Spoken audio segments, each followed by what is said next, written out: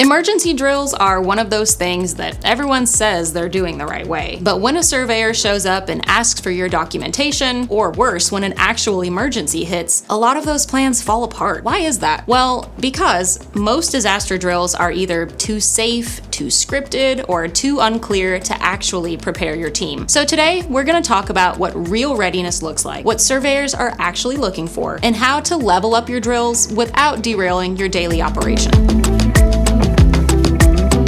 If your drills are weak, they're usually weak in one of three areas. Mistake number one, same scenario every time. Fire in the kitchen, power outage on second floor. If your team can guess the scenario ahead of time, it's not a drill, it's theater. Surveyors catch on fast. Real emergencies don't repeat themselves, and your scenarios shouldn't either. Mistake number two, no real follow-up. You run the drill, take some notes, maybe high-five the team, then move on. But where's the after-action report? Where's the corrective plan? Surveyors want to see that every drill leads to improvement, not just completion. Mistake number three, too few people are involved. If your emergency plan only lives in the safety officer's binder, it's not a plan, it's a liability. Facilities, security, nursing, dietary, administration, everyone has a role. If they're not part of the drill, they're not part of the response.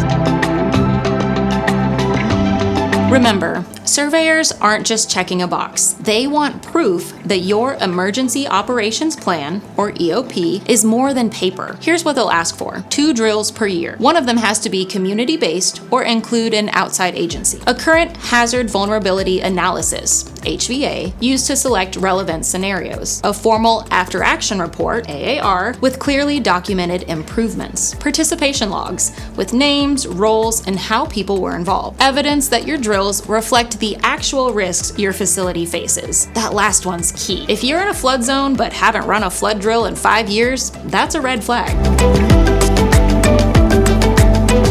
So here's the good news. You don't need full-scale chaos to run a smart drill. You just need a plan that gets people thinking and acting like it's real. Tip number 1, use tabletop drills to stress test decision-making. Walk through a scenario in real time with your department heads. Don't let them read from the binder. Ask them what they would actually do. Tip number 2, assign roles beforehand, then see what happens. Who's the incident commander? Who's handling internal communications? Who calls 911? Who shuts off the oxygen line? If they don't know, that's what the drill should reveal. Tip number 3, throw in a curveball. Pretend like the power's out, but now also the elevators are stuck and you've got a patient on dialysis. Watch how the team adapts. That's where real learning happens.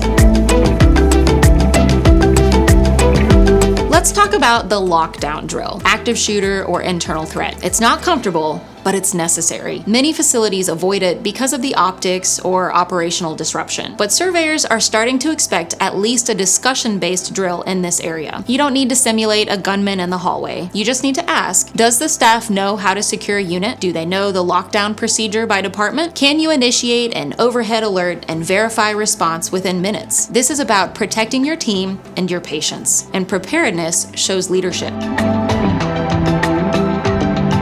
Here's the gut check. If an emergency happened tomorrow, flood, fire, shooter, extended power outage, how would your facility really respond? Not just the plan on paper, the people, the systems, the decisions. Drills aren't a formality, they're a mirror. And sometimes what they reflect isn't pretty, but that is why you have to do them. And be honest about where you are. So here's your checklist. Run drills based on real HVA risks. Remember, your biggest threats should shape your scenarios. Involve multiple departments. Real response takes a full team. Log who participated and what they did. Real names, real roles shows real readiness. Do an after-action report with follow-up. Fix what didn't work, then show you fixed it. Include at least one challenging or disruptive scenario. If it's too easy, it's not doing your team much good. Train for the things no one wants to think about. Lockdowns, shooters, evacuations. Go there in practice before you have to in reality. And most of all, don't run drills to pass a survey. Run them to save lives,